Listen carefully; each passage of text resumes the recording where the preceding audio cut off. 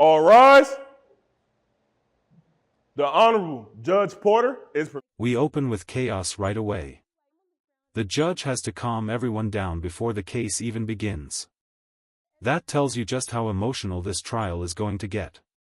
Already, we see tension in the room. Presiding, court is now in session. Thank you so much for coming. Please be seated. We're here for case number 3690, Tanya DeVille versus Vincent Lane. If you can please come up to the podium.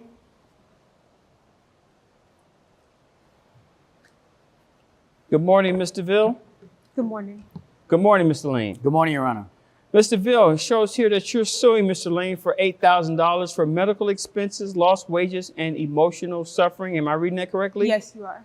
Mr. Lane, it shows here that you're filing a countersuit for $10,000, claiming that she said something about you on social media. Am I reading that correctly? That's correct, Your Honor. She slandered me on social media, yes. All right, give me a second. We'll get to that. Mr. DeVille, tell the courts what happened. So just to paint the picture, I'm dancing in the club. I'm about near the VIP section, about, I'd say 10 feet away from where Mr. Lane is standing.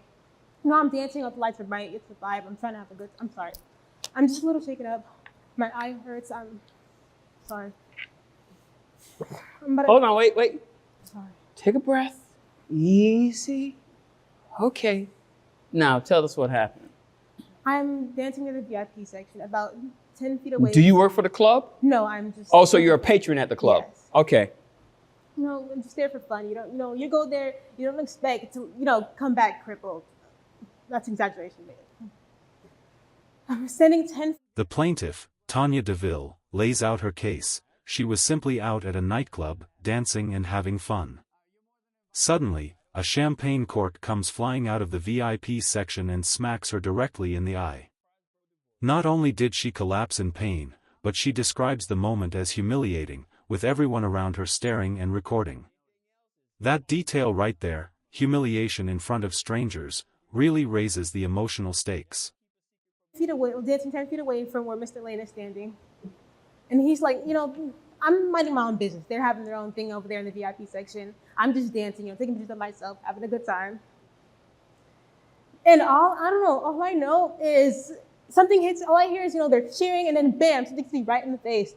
And I'm on the ground, my eye swells up immediately. You know how it is, it's embarrassing. People around are like, oh, and it makes it worse. I'm kind of tearing up and crying at the time. And then I look up and he doesn't even seem apologetic at all. He's just like, that's how we roll in the VIP. Okay, what hit you in the face? I'm sorry, I didn't explain. That's okay, that's all right. So he's popping champagne, popping bottles. And I guess the thing pops off and it just shoots right out. I don't know. So the cork from the bottle hit you in the face. Yes, that's what it's called.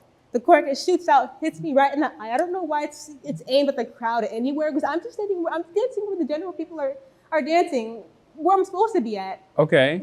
And it hits me right in the face on the ground. It wasn't pretty. He doesn't seem any kind of apologetic. Did you seek any type of medical attention?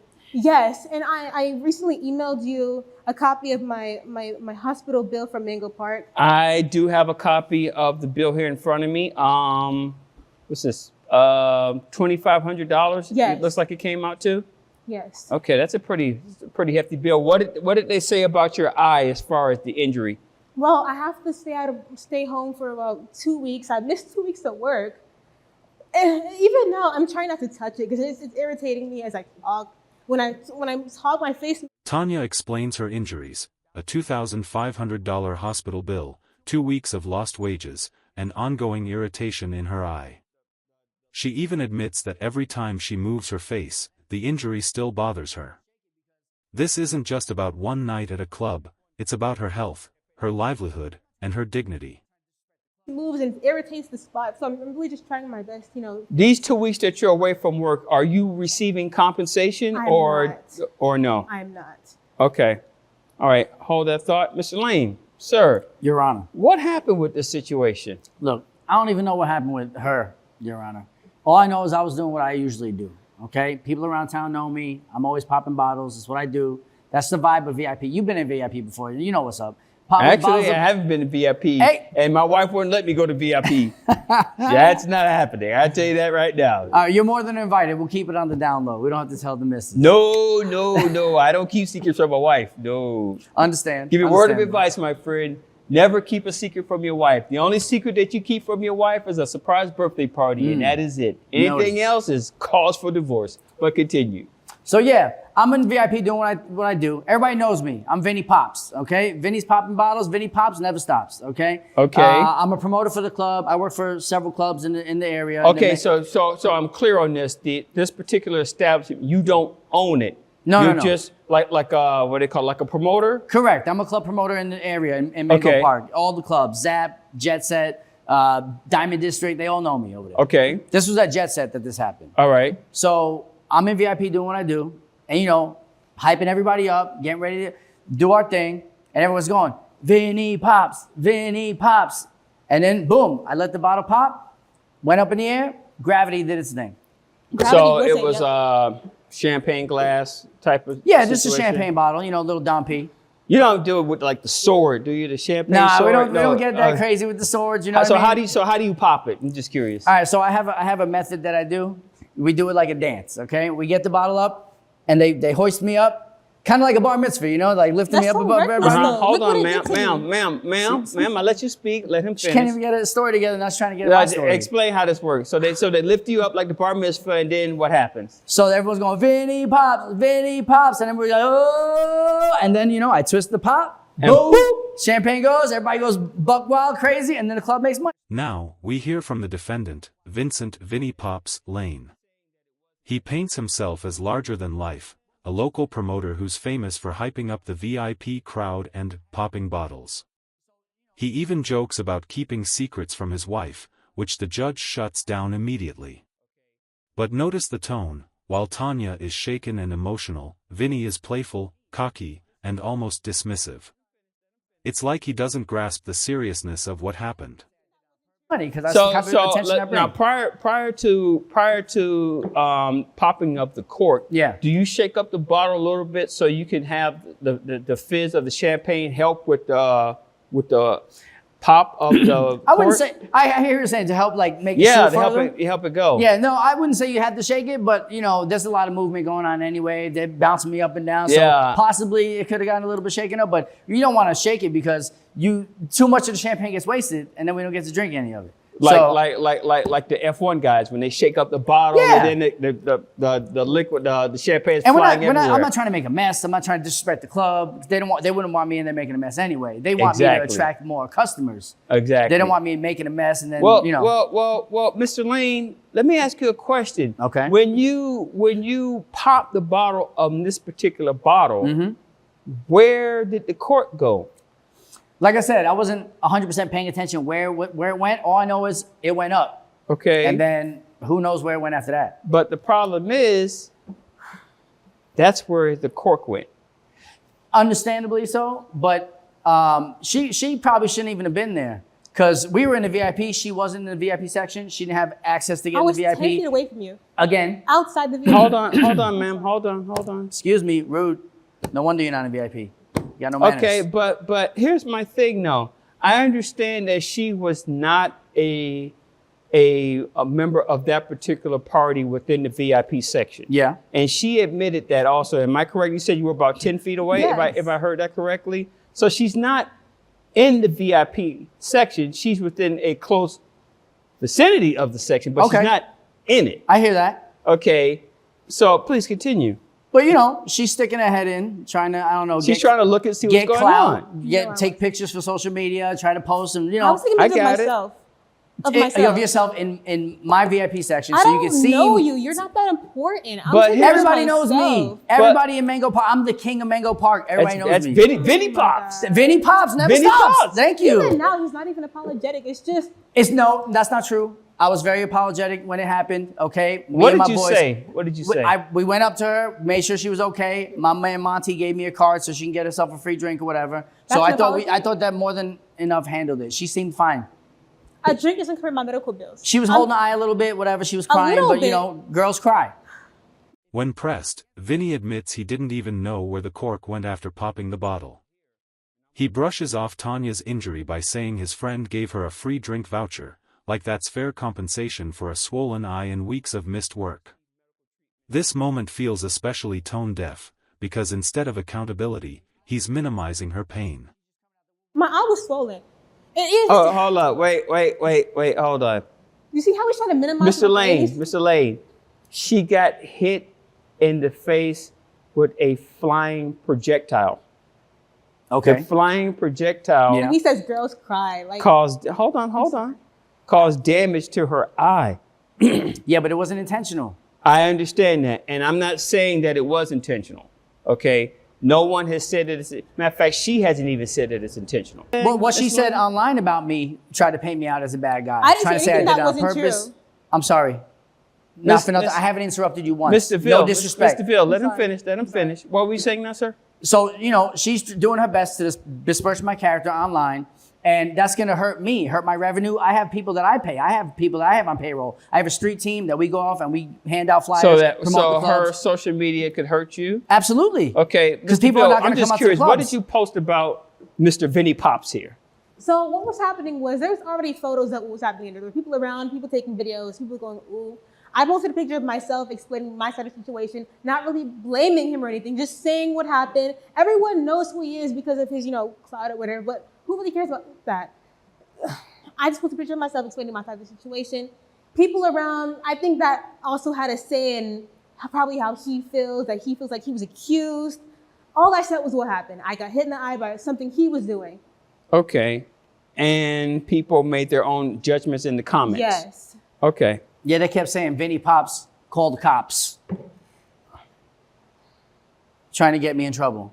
That is pretty catchy. I will admit to that. But Mr. Lane, here's the problem though. And again, no one is saying that you did this intentionally. Okay? Things happen, mistakes happen, accidents happen. And you popped this cork and the trajectory went into her eye and it caused her damage.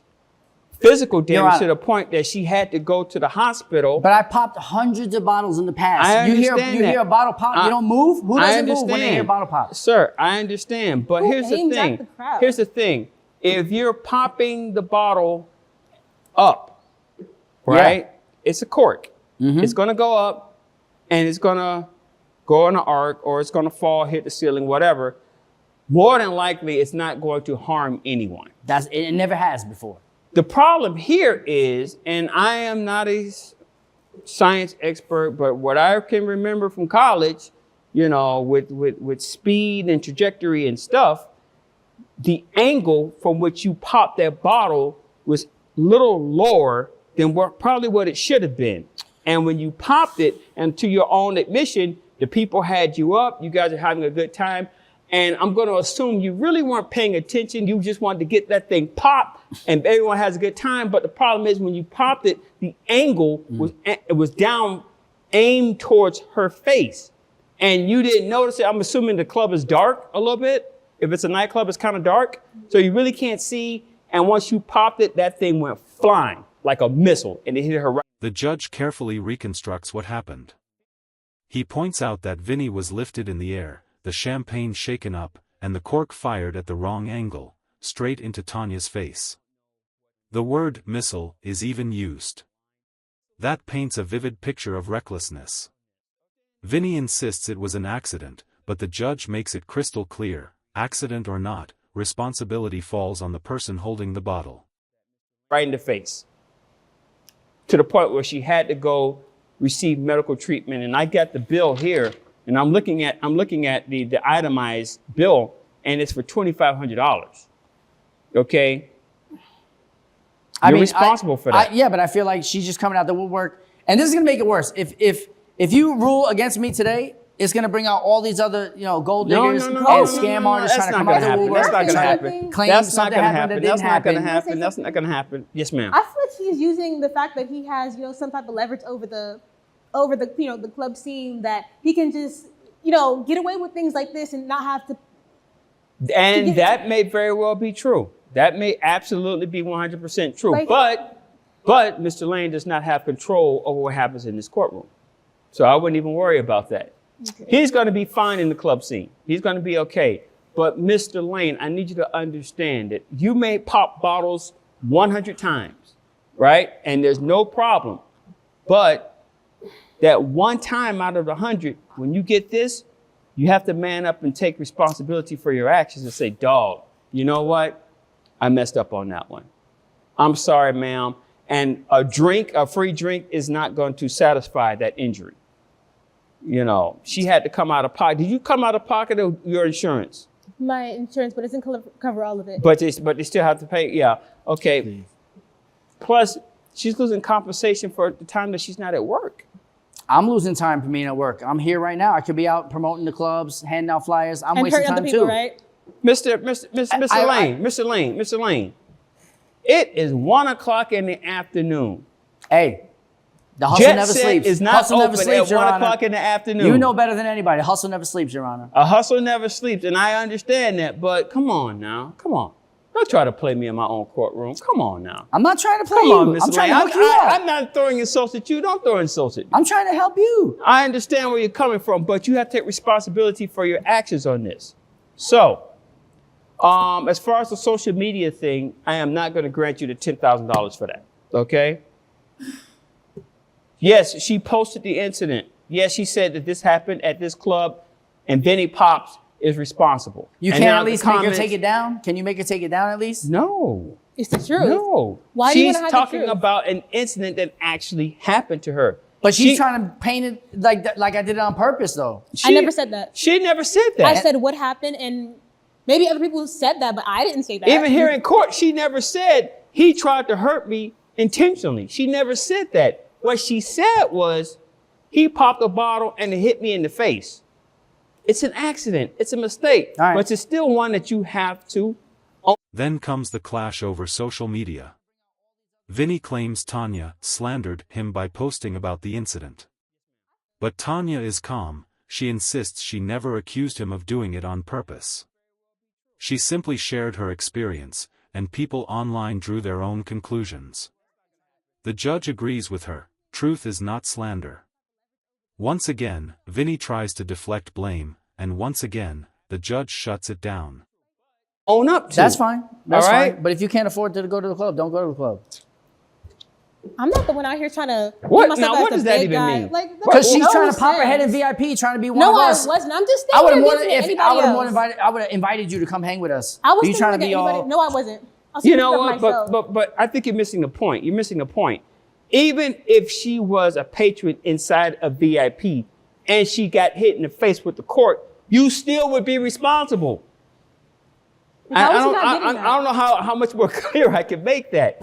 It's the popping of the cork that makes you responsible when you hit somebody.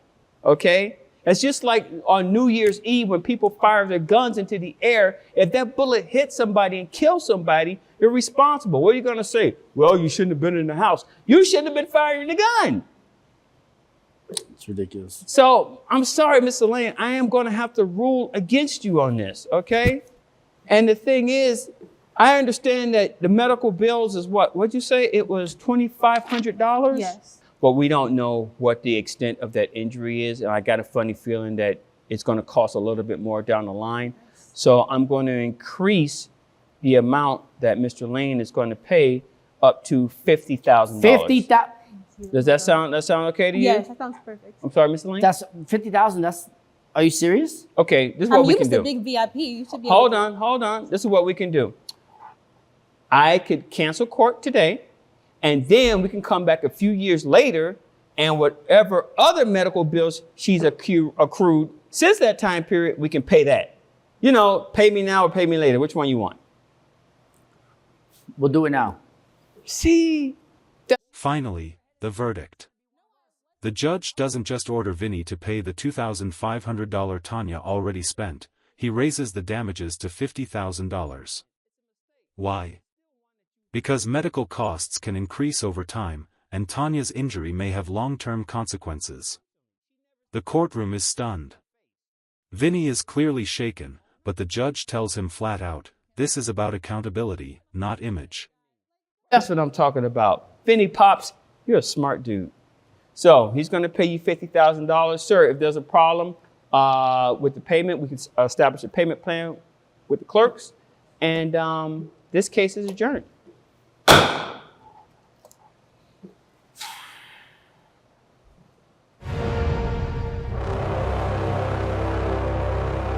So I'd like to thank the supporter for his ruling today. I feel like it was fair. I was really scared I was gonna have to come out of pocket today, but the supporter really pulled through. I don't have to do that. And everything's just covered. I'm just really happy. Yeah, just be careful in the club. You know, there's crazy people like Vinny Pops or whatever the hell he called himself. But yeah, just be careful, guys. Thank you again, Judge Porter. All right, you win some, you lose some, but you live to party another day. It's all good. You know, 50 stacks ain't no big thing. Make that up in a couple of weekends. But I still think Judge Porter made the wrong call in this case. But he can still come out to VIP and party with us. You already know Vinny Pops never stops. We're going to keep the party going all night long. So if y'all want to come out, Jet Set. If y'all want to come out to Zap. If y'all want to come out to Diamond District, you already know your boy Vinny Pops got your back. And as far as Tanya's concerned, I mean, she's kind of cute. I'll still invite her out to the club. So Tanya, when you see this episode, hit me up. You already know where to find me on social media. Come on now. Vinny Pops. Outside the courtroom, we see two very different reactions. Tanya feels relieved and validated. Justice was served. Vinny, on the other hand, is still in denial, acting like 50 stacks is just a weekend's work. He even invites Tanya back to his VIP parties after insulting her in court. This ending highlights the sharp contrast between someone seeking justice and someone who refuses to change.